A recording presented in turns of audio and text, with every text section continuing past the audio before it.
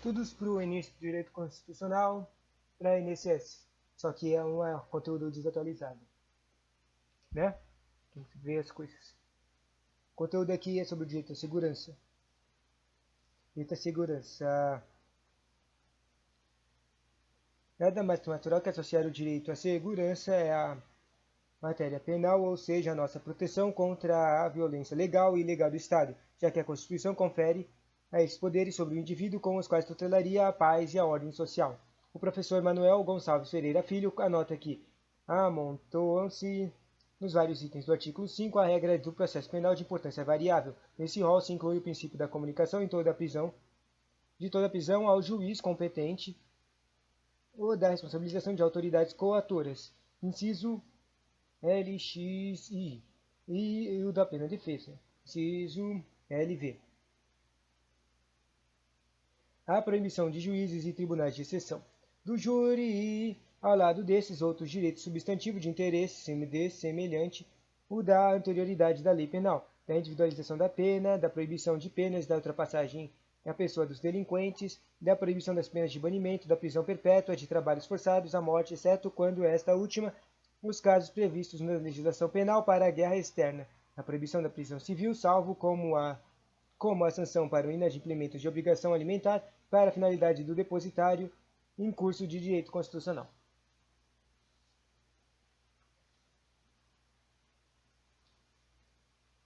Página 12. Ok.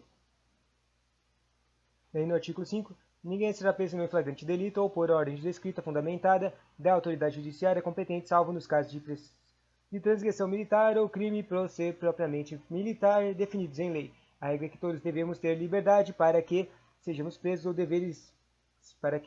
sejamos presos ou deveremos estar em flagrante delito, apanhados cometendo ou acabando de cometer um crime. Ou deverá existir um mandato judicial determinante nossa prisão, o juiz só poderá mandar-nos prender se houver fundamento legal para isso. Prisão preventiva, num processo, por condenação ou por sermos depositários infiéis, etc.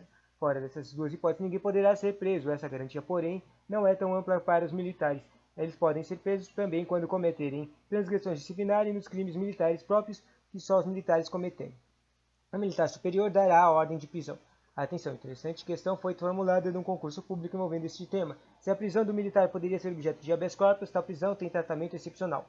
Sabemos que só em duas condições uma pessoa civil pode ser presa ou por ordem escrita do juiz ou em flagrante delito. A única exceção é a da questão, a do militar. Mas o militar também pode ser aprisionado por cometer indisciplina, e que a organização militar é baseada na hierarquia, e esta exige fiel obediência à disciplina. Se esse dever militar não dispuser de um instrumento forte de coerção, a bagunça se instalaria no militarismo. Por isso, a Constituição abriu a exceção militar e pode ser preso em flagrante delito, por ordem escrita do juiz e ainda por ordem de comandante se cometer indisciplina.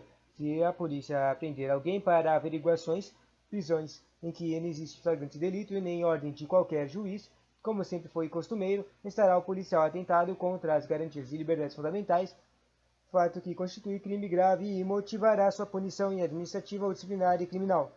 A prisão de qualquer pessoa e o local onde se encontre serão comunicados imediatamente ao juiz competente e à família do preso ou à pessoa por ele indicada. Sempre que uma pessoa for presa, será dever de quem o prendeu, a autoridade cuja direção carcerária foi entregue o preso, comunicar à sua família. Se ele não tiver família, poderá indicar um amigo ou qualquer outra pessoa à sua prisão no lugar onde ele está preso. Deverá agora acabar aquela situação aflitiva de familiares que, com o sumiço de um parente, procuravam dias e dias pelo INPS, pelos hospitais, delegacias, etc., e não encontravam o infeliz, que havia sido preso ilegalmente, guardado por alguma crápula que se aproveita da função policial para saciar sua estupidez de besta humana, e durante todo esse tempo torturava o infeliz, às vezes até matá-lo, para que confessasse crimes e o policial animal ostentasse o mérito da apuração eficiente de crimes. Ao mesmo tempo, deverá comunicar também o juiz competente para que este tome conhecimento de eventuais providências necessárias. A omissão a esse dever de comunicação constituirá atentado às garantias e liberdades fundamentais e sujeitando o infrator a sanções penais e administrativas. Aos litigantes em processo judicial ou administrativo e aos acusados em geral são assegurados o contraditório e ampla defesa com os meios de recursos a ela inerentes. Em todos os processos de qualquer espécie, há sempre um acusador e um acusado, deste sendo exigido a responsabilização. O princípio da contraditória assegura a todas as partes, os envolvidos no processo, contrapor-se à outra, será produzindo provas em sentido contrário, seja analisando a crítica das provas produzidas por aquele oura, seja formulando acusações, seja defendendo-se delas, seja recorrendo ou respondendo ao recurso da parte contrária. A ampla defesa constitui a liberdade de usar o interessado de todos os meios de recurso que a lei permite, para demonstrar seu direito e obter a satisfação de seu interesse. Esses princípios valem tanto para os processos criminais como civis, trabalhistas e administrativos, etc. Não haverá juízo do tribunal de exceção. Seria a profunda imoralidade, quebrando ao próprio princípio da igualdade, que para certas pessoas houvesse uma justiça à parte, atividade jurisdicional de prestação de justiça é prevista na Constituição segundo regras e critérios universais e destina-se, porém, a todos conforme se enquadram ou não naquelas regras. Juiz ou tribunal de exceção seria aquele que escapasse àquelas regras com critérios universais e visasse beneficiar especificar ou excepcionalmente algumas pessoas. Não podem ser considerados juízes de exceção as justiças de competência especial, ou seja, criadas para o julgamento de matérias específicas, por exemplo, uma justiça militar, a justiça eleitoral e a justiça do trabalho. Nessa vai ter concurso de justiça eleitoral e concurso de justiça do trabalho daqui a pouco, né? TRSP. Previsão constitucional e especialização de matéria, o que permite que tenha um primor no conhecimento necessário à compreensão de fatos e situações de julgamento. Reconhecer a instituição do júri com a organização que lhe der a lei assegurada a plenitude de defesa. O sigilo das votações, a soberania dos vereditos, a competência para o julgamento dos crimes dolosos contra a vida. O Tribunal do Júri é um especialíssimo órgão de justiça. É composto de forma mista por um juiz togado, que preside, mais a essência do seu julgamento é proferida por pessoas do povo. 7 jurados, eles é que dirão se o réu é culpado ou inocente, respondendo secretamente a várias perguntas que lhes fará o juiz presidente. O Tribunal do Júri só pode julgar os crimes dolosos contra a vida, ou seja, homicídios, abortos, infanticídios e auxílio, ou induzimento ou instigação, ou suicídio. Claro que serão julgados tanto os autores como os coautores, quem manda ajuda, etc. Anote bem, apenas os crimes dolosos contra a vida. Doloso é o crime cometido com intenção, direta ou indireta. Significa que os crimes culposos contra a vida não serão julgados pelo júri. Exemplo, um homicídio por atropelamento, acidente de carro, acidente de trabalho. O latrocínio é crime contra o patrimônio e não contra a vida, e não é julgado pelo júri. A Constituição determina que todo réu, uma vez submetido a julgamento perante o Tribunal do Júri, deverá ter ampla defesa, ou seja, seu advogado deverá ter todas as oportunidades para defendê-lo, seja fazendo alegações, seja aprofundando provas, seja recorrendo, etc. Os jurados, por sua vez, para que não sejam vistos como condenados ou bananas, enfim, para que não sejam julgados pela opinião alheia em razão de seu veredito e também para que não sejam perseguidos em razão dele, terão sempre direito a votarem secretamente, dirão se condenam ou absolvem de forma secreta e colocam uma cédula sim ou não numa secreta. A soberania dos veredictos é a novidade dessa Constituição. Significa que as decisões do júri não poderão ser reformadas pelo Tribunal de Justiça, mesmo que contrariem as provas dos autos ou a própria letra da lei. O Tribunal de Justiça não poderá absolver o réu se o júri o condenou, nem poderá condená-lo se o júri o absolveu. Caso o Tribunal de Justiça entenda que o veredito do júri é contrário às provas, o máximo que poderá fazer será determinar a realização do novo julgamento pelo júri. Não há crime sem lei anterior que o defina, nem pena sem prévia combinação legal. Crime é o que a lei define como crime. Qualquer conduta, por mais imoral que possa ser considerada, não será considerada criminosa se não houver uma lei que diga que tal fato constitui crime. E não basta que uma lei declare o fato criminoso, é necessário também que tal lei seja anterior à prática do fato. Esta é uma garantia que todos nós temos de que não seremos considerados criminosos por termos feito alguma coisa se não havia uma lei anterior que nos avisasse que tal conduta era criminosa. O mesmo princípio é válido para ampliação da pena, castigo, para que soframos qualquer pena, multa ou cadeia, é necessário que haja uma lei anterior prevendo tal pena para aquela conduta. Assim, se a lei diz que para tal crime pena é o pagamento de multa, e nós cometemos o crime, só seremos condenados ao pagamento da multa, mesmo que uma lei, depois do fato, diga que a pena para o crime será de privativa, de 20 anos, por exemplo. A lei penal não retroagirá salvo para beneficiar o réu. Esse dispositivo complementa o anterior. A lei que dispõe sobre matéria penal, prevendo crimes e estabelecendo penas, não poderá voltar no tempo. Retrô, que é voltar, atrás. É incidir sobre fatos anteriores, mas a própria Constituição estabelece a exceção. Se a lei nova beneficiar ao réu, então ela poderá ser aplicada sobre os fatos anteriores. Assim, por exemplo, Se uma lei estabelece que uma pena de 5 anos para quem cometesse um crime qualquer, quem praticar o crime será condenado a 5 anos, certo? Mas se uma nova lei sobrevém e estabelece que tal crime só será punido com 1 ano, essa nova lei será aplicada àquele condenado. Aí a condenação de 5 anos será corrigida para 1 ano apenas, embora o fato e a condenação fossem da época da lei velha. Definitivamente, a lei penal só retroage para beneficiar os réus, para prejudicar nunca. A lei regulará a individualização da pena e adotará, entre outras, as seguintes: a privação ou restrição da liberdade, a perda de bens, a multa, a prestação de social alternativa ou a suspensão ou interdição de direitos. A Constituição apenas define que uma pena será aplicada individualmente, ou seja, em função de personalidade de cada indivíduo e respectiva necessidade de que pena se ajuste à sua reeducação. São definidas também as espécies de pena: a privação ou restrição de liberdade e a cadeia ou a prisão ou albergue. A perda de bens é uma sanção que apenas atingirá as armas e instrumentos do crime, bem como os proveitos e proventos de infração, e visa apenas a impedir que o criminoso acabe levando vantagem com o crime. A multa é a imposição de pagamento de uma quantia dependendo do tipo de infração mais eficiente e fazer o criminoso sentir o castigo no próprio bolso, não raro seu órgão mais sensível. A prestação social alternativa visa obrigar o criminoso a um trabalho em que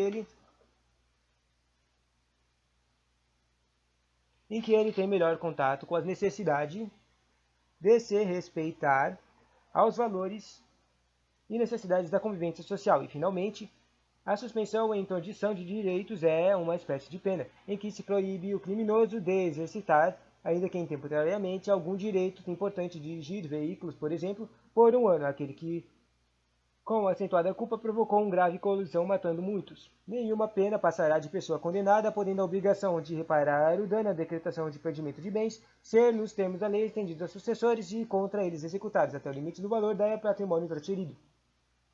É a intranscendência da pena. O cometimento de qualquer infração é um ato subjetivo, pelo qual só deve responder o próprio infrator.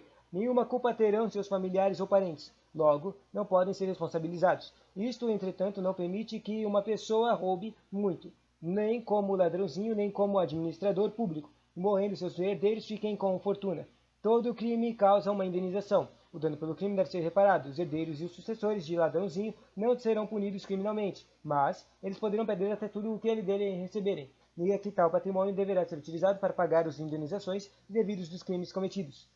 Essa obrigação de pagar as indenizações não poderá ser superior ao valor do patrimônio herdado. Se pudesse ser maior, então o herdeiro ou o sucessor estaria pagando pelo crime do outro. E isso não é justo. Afinal, ninguém tem culpa de ser parente. Não haverá penas. Próximo, não haverá penas de morte, salvo em caso de guerra declarada nos termos de caráter perpétuo, não apenas de caráter perpétuo, não apenas de trabalhos forçados, não apenas de banimento e não apenas cruéis. Não contente por já haver limitado apenas aplicáveis implicitamente proibir as demais, a Constituição expressamente deixou claro que não admitirá a pena de morte. Somente em caso de guerra será possível, nem pena perpétua, eterna, nem de trabalhos forçados, e proibiu também o banimento e expulsão de país, e as penas cruéis, aquelas que trazem sofrimento físico ou moral e desumano. Não haverá prisão civil por dívida, salvo a do responsável pelo inadimplemento voluntário e inexcusável de obrigações alimentícias e a do depositário infiel. Sucede, entretanto, que, por haver o Brasil assinado a Convenção Americana dos Direitos Humanos, conhecida como Pacto de São José da Costa Rica, que no artigo 7, artigo 29, proíbe o aprisionamento do depositário infiel, não mais subsiste no sistema normativo brasileiro a prisão civil por infidelidade depositária, independentemente da modalidade do depositário. Essa disposição incorpora-se ao ordenamento constitucional na forma dos súmula 2 e 3 do artigo 5 da Constituição. Outras garantias de segurança pessoal: a vedação da pena perpétua. Nenhuma pena do Brasil será eterna. Enfim, não haverá mal nem o mal legal justo, que um dia não findará. Só assim se assegurar o fio da vida a esperança que há de estar presente em todo o ser humano, para que o se não transforme num trapo. O professor Manuel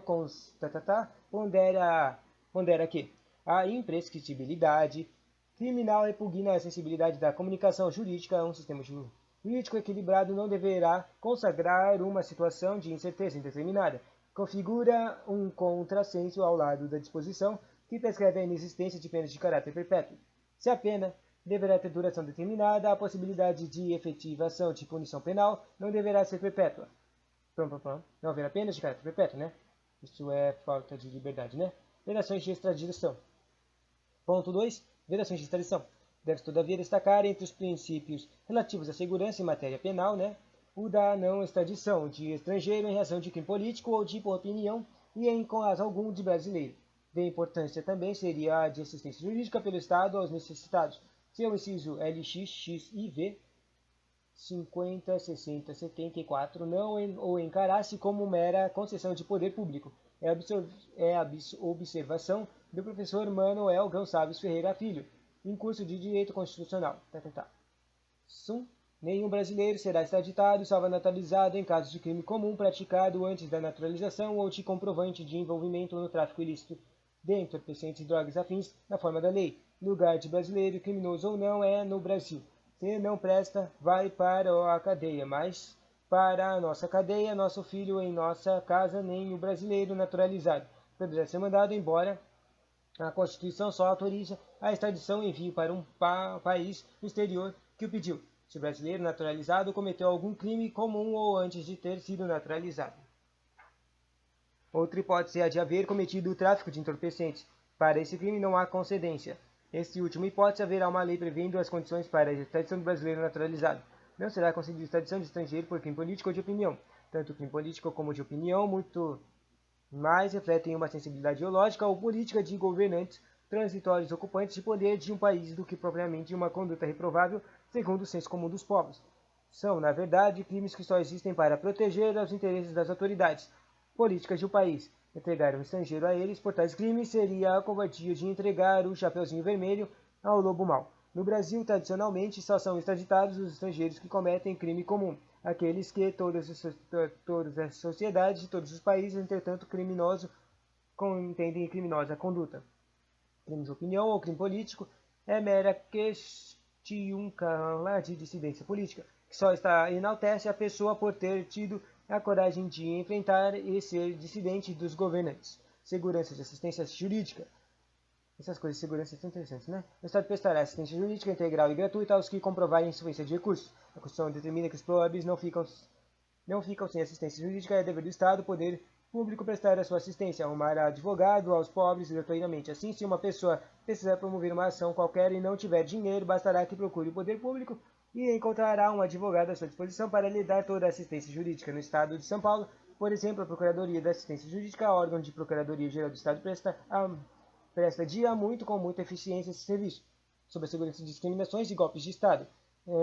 De um professor aqui, diz, na AFA de tentar coibir determinados crimes, como a prática de racismo e a ação de grupos civis ou militares contra a ordem constitucional e o Estado democrático, tornou-se os crimes inafiançáveis e imprescindíveis. Artigo 5, em curso do direito constitucional. Dizia assim lá, a prática do racismo constitui crime inafiançável e imprescritível, sujeito à pena de reclusão nos termos da lei. O racismo é uma odienta discriminação que os grupos dominantes fazem contra as etnias, raças minoritárias, seja o branco contra o negro ou vice-versa, seja contra o amarelo ou o índio, não se admitirá discriminação racista.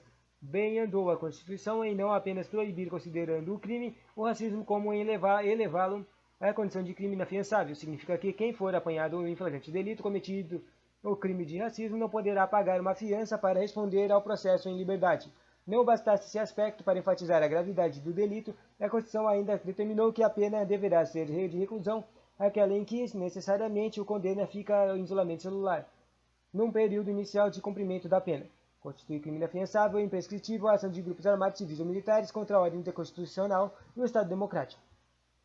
Estão alertas aos extremistas que possam pretender dar um golpe de Estado. Não poderão perder de vista o que aconteceu na Argentina, em que até generais foram condenados por crimes contra a sociedade. A Constituição, que confia a alguns o poder de manipulação de armas, não admite que qualquer ação armada seja promovida por civis, seja por militares, atente contra a ordem constitucional e nossa democracia. Quem o fizer mesmo não conquiste, quem não conquiste o poder hoje, amanhã, quando cair, responderá pelo que fez. É que tal fato constitui crime não apenas inafiançável, como também imprescritível. Isto é, não caduca nunca. Poderá passar meio século ou mais, um dia as responsabilidades poderão ser cobradas. Fica, pois, a advertência constitucional aos extremistas da força, fardados ou sem fardas, que não escaparão das responsabilidades criminais por atentarem contra a ordem constitucional e democrática doravante para conquistar o poder só pela vontade do povo. Legal. Direito de segurança, INSS, direito